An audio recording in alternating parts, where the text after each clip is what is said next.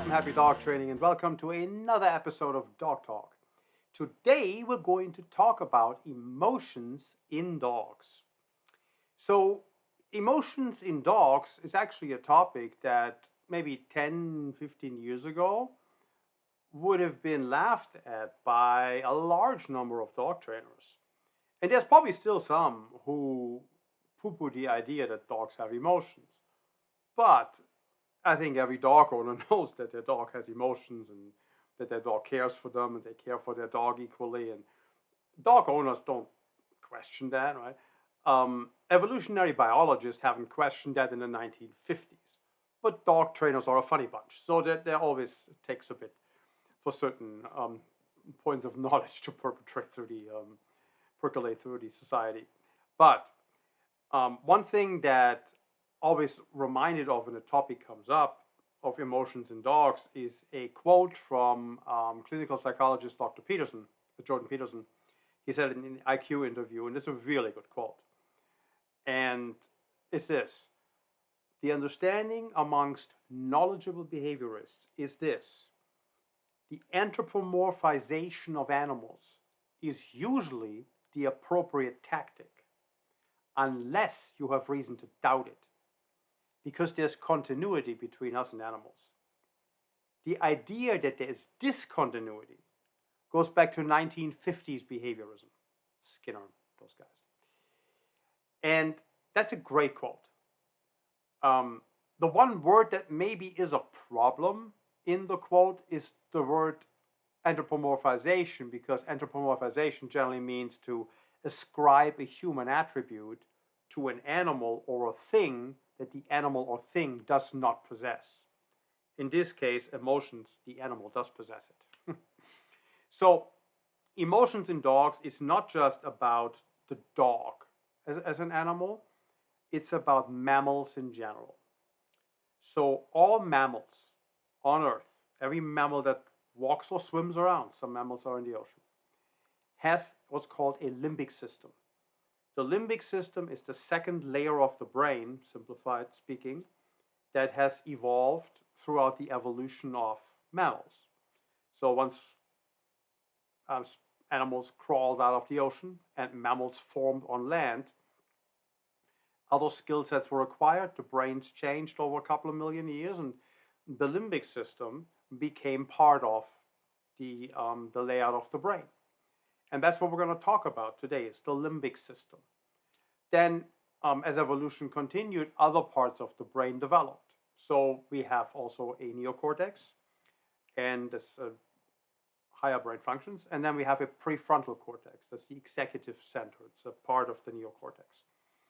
And dogs have all of that, but they have different sizes compared to humans. So in the human brain, the prefrontal cortex is about 28% of the neocortex, and in a dog, it's about 9% of the neocortex. So much, much smaller. Right? So this is why we can go build self-building cars and fly to the moon, and dogs don't.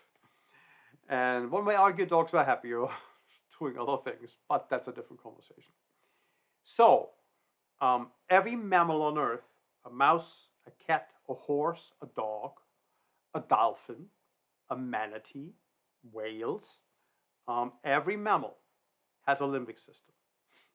And the limbic system has 7 core emotions. The 7 physical locations, physical organs in the brain that handle emotional activity. Now, there's obviously higher brain function, there's constructed emotions. So let's talk about the base functions real quick and then go back to this point for a moment. So in the limbic system, there is a fear center, a panic center, and a rage center. And then these are called negative emotions. And then there's also a seeking system, which is an acquisitional emotion. Those 4 are considered or called the blue ribbon emotions. That term was coined by Jaak Panksepp in his book Affective Neuroscience.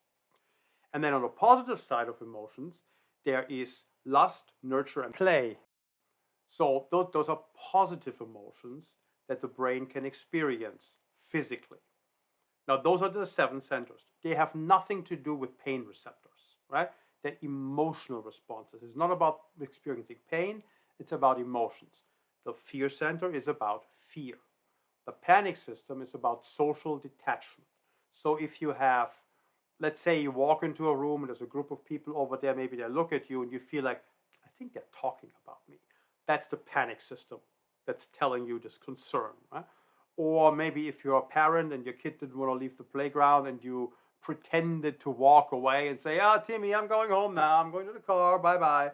And then the kid comes running after you, right? Popular strategy with parents. That is activating the panic system in the kid. Could lose his parents. Oh my God, they're leaving. I gotta go. So that's using the panic system in this fashion. And then the rage system, that is aggression. But it doesn't start with like everybody must die aggression. Right? So the rage system starts at the lowest level, which is frustration. And frustration escalates up into real aggression. So from low level frustration, everybody must die. It's all in the rage system. And so that's. And just side note, the frustration is created by being prevented from doing something. So example, if you want to go home and you're in your car and you're stuck in traffic, or traffic stop or DUI stop or whatever, right? Now you're being held up. You're being prevented from doing what you want to do. You're being slowed down. That creates frustration. So being prevented from doing what you want to accomplish creates frustration. Frustration activates the rage system and it can escalate pretty far. So well, that's negative. Now, the acquisitional emotion, that's the seeking system. The seeking system in the brain is the system that allows us to look in the environment for resources that help us to survive. Obviously, what that is has changed quite a bit since the early humans to now, but it is about making use of the environment that you're in to find things that are useful. So for us, I mean, you have to go get a job, make money, buy a house, buy groceries, stay alive, that kind of thing. Right? So the seeking system is about motivation. It's about engagement with the world in this kind of capacity. The opposite of motivation is depression. So if you have if the seeking system is offline, you're depressed. There's actually a bunch of studies around using drugs to get the seeking system back started again, help with depression. I'm not sure where that research stands, but that's one of the fields to look at because if the seeking system is shut down, that's a depressed state. And then the other ones are kind of self-explanatory. So lust is obviously sex procreation. Play is play in all fashion. So rough and tumble play or structure play or any kind of let's have fun of some kind. And then nurture is includes eating, raising kids, and that kind of stuff. And so caring stuff. So those are the emotional systems in the brain. And the ones that we're in training have to concern ourselves with most is really panic sometimes, but rage and fear and the seeking system are kind of the main ones that a dog trainer should really understand because they play into so many different things when we're dealing with behavioral challenges or even with just learning, motivation. Play, obviously, is a part of the positive side that's important, but I'm talking just about the negative parts, the blue ribbon emotion parts of the system. So those are the physical locations in the limbic system. They are literally areas in the brain. So we can locate the limbic system on any head, somewhere here, whatever. And so we could shave your head, put some electrodes there, stimulate your amygdala, which is the fear system, and you would tremble in fear for no other reason than that system was activated. So that's what the fear system is. It's a physical location in the brain. Your dog has that. So so how do we know all of this, right? So how do we know the dog has that? And how do we know where it is? We know this because we have stuck dogs in functional MRI scanners, just like we have stuck ourselves in functional MRI scanners, and we looked. So I'm going to put a link to this in the show notes, but there is a book, there's a documentary, there's a TED Talk, there's a video, and it's all called How Dogs Love Us. It's by Gregory Burns. He's a professor, a doctor at a university. And he is the one who conducted some of those experiments. He hired a dog trainer, worked with a dog trainer to have dogs stick their head in an MRI machine and hold them still despite those sounds. They gave them some earmuffs so it's less pronounced. But they taught the dogs to hold their head still. And once they had accomplished that, the dogs would willingly go in, put their head in the MRI machine. They could turn it on despite the noise. And then they would show the dog images. And they started off with an image of their owner. And then they looked on the MRI, well, what part of the brain lights up? And they compared that with all the MRIs we have from humans, because we know what lights up when we experience certain emotions. So we know where in our brain those things are. So what they saw is when they showed the dog a picture of their owner, the same area lights up in the functional MRI that lights up in the human brain when we look at someone we love. And that's why it's called How Dogs Love Us. It's a wonderful documentary. TED Talk's great. Some videos in there. It was really cool. And they did other things. So the whole study, the whole book, the documentary. There's tons of other things they've done. So they showed the dog other pictures and other dogs and scenarios, and so it's actually fascinating. But it's called How Dogs Love Us, based on this particular study with a picture of the dog owner. So we know exactly how this all looks like. So fear system, if you have a dog that is fearful, as we talked about in the fear episodes and how to go about building confidence, right? If you have a dog that is fearful and every new thing kind of produces a fear reaction, that means that there is more brain activity in the fear center of this animal. So if you looked in the functional MRI, we would see more density, more neuronic activity, because that's the first thing it always goes to. In a healthy, balanced brain, all these emotional systems can be accessed equally. While in an unhealthy brain, in this case like a traumatized brain or PTSD type brain, fearful brain, the fear system always goes first. What was that? What was that? What's that sound? What's that look? What's over there? So that kind of thing. So you have these reactions, like immediately have a fear response. It's the first response. While in a more balanced brain, the response may be more curiosity, which would be a seeking system response. The seeking system would be a more normal response to a novel stimulus that is not threatening in some way that we know it could be a problem, right? So that's the fear system. And in rage, we talked about already. Panic, we talked about already. There's some applications in dog training. And yeah, I don't want to get into those too much, but the seeking system. So the seeking system is the one that has the ability to shift the brain from the negative emotional side to the positive emotional side. So it's like a lever on a shower, hot, cold kind of thing, right? So if my brain's over here, let's say it's here in fear mode, maybe it's like 10% over here, but it's 90% in fear, and it's like 10% on the other side, on the positive side. And if now I activate the seeking system, I can shift that. I can shift it out of fear, maybe into play. And obviously, you're not going to come straight out of fear into play. It's going to be a gradual process. But by activating the seeking system, we can accomplish that. So how do we activate the seeking system? And that is something you can do in play. This is something you can do with food. But play tends to work better. And that's kind of like the underpinning of why play is so powerful. So it's understanding that helps you structure your play too. Because now you have an understanding of how the play activity affects the brain itself. You can do certain things in the game that affects it more. Right? So that's why it's actually important to understand this. So the seeking system can be activated in one or three ways. All three would be great. They can do that, but one's enough. So it could be the presence of something good, something the dog wants, the desire for something good, maybe something the dog sees, and non-threatening novelty. Something new and unfamiliar. Could be a new toy. Could be a novel food item that tastes and smells really yummy, but the dog never had it before. Let's say you give a lot of freeze-dried liver, but now you bring out freeze-dried lung or freeze-dried venison. Something like that the dog never had before, so that's novelty. Or you have a new toy. Something maybe even stick food in. Like, there's all kinds of ways of going about creating novelty, but novelty is powerful. You can facilitate these things when you work with a dog to trigger the seeking system, activate it more. First time I saw it live was in a seminar that I was hosting at the time, and it was Jaak actually came out for his Play As The Way seminar. It was a wonderful experience.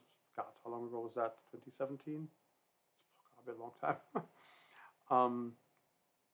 And there was a dog owner there with a reactive German Shepherd. So fear reaction behavior, was barking at everybody around him. And during one of those barking episodes, he asked the owner to sit down on the ground. And the dog owner sat down. And the dog what's happening? He immediately stopped barking. He's immediately checked out his owner. Was like, are you okay? Sniffed him, got in his lap, and got excited about checking him out, investigating him, looking at him, sniffing him, being around him. Completely forgot about barking at those people over here because it triggered the seeking system. It was curiosity, something novel. It's non-threatening and it was novel. The guy's never sat down for his dog before on the street. He's like, what's happening? I've never seen this before. Right? And he cares for him, so he wanted to make sure he's okay. So that's the way. It doesn't mean you always have to sit down on the street, but it's an example of how it can be triggered and how it can be useful. It can be triggered just in other ways. So that's the seeking system. Again, motivation, pursuit of things that are valuable. It's about resource acquisition, ultimately, in the environment, location, that kind of stuff. So those are the emotional systems. Now, obviously, there is a lot more emotions than 7, right? Jealousy and or whatever kind of emotions you can think of. There's long lists of them. And these are often higher level constructs. They are done in our higher brain functions. The neocortex can dream up all kinds of emotions, and we can then, through thinking, get ourselves into an emotion and out of an emotion. So some people are really talented. They can think themselves into depression, or into a PTSD episode, or into an anxiety attack, because they just can imagine all kinds of weird, bad things happening, and then there they go. Right? Produce their own trigger in their head, basically. Doesn't always have to be an external trigger. And that's obviously not great if you have a condition like that, because that's not healthy. But so that's something that can happen. Right? It comes from the higher brain function, and it just activates the amygdala down the line, because the higher brain functions will control further levels down. So if we have a higher level emotion, let's say jealousy, and there could be, maybe it's a rivalry with a sibling or something, it could be the panic system that ultimately gets triggered in the limbic system as part of that. And then maybe you have a bodily reaction that goes with it. Maybe you have goosebumps. Right? So that would be down to the reptilian brain, like the lowest level, that would then make your hair stand up. So it would all start in the highest level of the brain, trigger an emotion, and the emotion then will trigger a physiological response in the reptilian brain. So emotions are super important to factor in when you train dogs, especially when you train fearful dogs. You want to get the dog to the best possible place. That means you want to make them more confident in their interactions, you want to feel better about what they're doing, and get them out of fearful state of mind as much as possible. So triggering the seeking system during this process is super helpful. And the longer you train fearful dogs, the more strategies you come up and devise, and what you can do with toys, and how you can present them, and how you can do little things differently here and there. So it becomes very sophisticated after a while. And somebody who just watches it for the first time will not notice half of them, because they're like, oh, throwing the ball. Well, what did he write before, right after, and how exactly did he present the throw? And there's so many factors that go into doing something that looks very straightforward that make an impact on how the dog perceives it. And if we're trying to shift the emotional state and get the dog mentally to a good place, all these things do matter.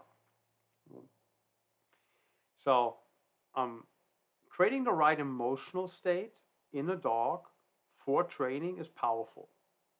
So when I get dogs in here to have fear aggressive nipping, or they bite, nipping is biting, but they have fear reactions, the first step is not trying to stop the fear reaction.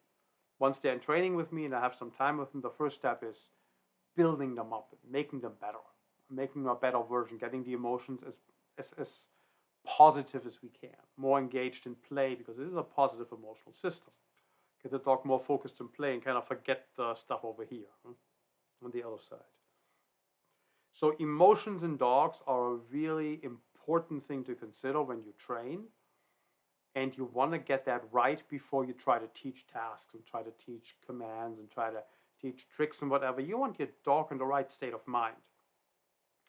And the right emotional state of mind is an important part of that. So consider what emotional state your dog is in when you train, before you train, and after you train. You also don't want to leave your dog hanging in a bad emotional state if something has to be, let's say, penalized in the training process and you have to use an aversive tool in the moment. You don't want to stop there. You want to help your dog recover and get back to a positive state of mind where he feels good about the whole thing, right? Where he enjoys to play again, he's engaged and happy and like, not a big deal. Okay, I just can't do that. That's not good. Doesn't result in good outcomes. Let me just not do that then, but we go back to play and have fun. So getting the emotions right, super important in training. And when I would say there's more inexperienced trainers who just immediately want to go, well, let's train this command, let's train that command, let's just make it happen, let's make behaviors happen, let's get on with it, let's be quick, right? Not a good recipe long term. Some things may work that way, but you're going to run into more things that won't work that way rather quickly. So focusing on getting the state of the mind of the dog right in the training process overall and getting him into a positive emotional state as part of the training process and towards you as a trainer and the dog owner. Sometimes you have to help repair relationship damages that people come with and may or may not be aware of. But some people straight up say, well, the dog hates my husband. And they tell me, I know why he hates my husband. He did this and that. So, or hates my wife, did this and that. That's not... here's actually quite frequently where somebody comes, yeah, my dog hates this person, and here's why. They have a reason. I mean, it's not like nothing happens. Like maybe yelled at him or something. The dog is sensitive, and now he doesn't like him anymore. So you have to help repair that emotional state to have any chance of doing that. And play can become very powerful of accomplishing that, because it puts everybody in a better place if you play in some way. Okay, so that's emotions in dogs. And there is a book called Affective Neuroscience. I'll put a link in the show notes. It's referenced on our website in a couple of places whenever emotions come up or fear comes up. Affective with an A, not an E. So affective, the affective systems are the emotional systems in the brain. It's the limbic system. This is a college textbook, but it's accessible. I mean, there's harder books to read than this one. So it's a very readable book, and you get a very good insight into blue ribbon emotions and all the different things and high level of detail. So if that interests you at all, it's an interesting book to read. And it's no audio version, so you have to actually read it. There's no audio book on a lot of textbooks, but I enjoyed reading it. So you may too. So I'll put a link in there, and if somebody who's interested in exploring, you can. So everything I shared with you is basically from the field affective neuroscience that's taught in colleges and neurology, part of neurology studies and medical studies in general. So very accessible and very helpful to understand some of the basics that are outlined here when you train your dog. Okay, so I hope this was helpful. You got something out of it and enjoyed it, and I'll see you next time. Bye.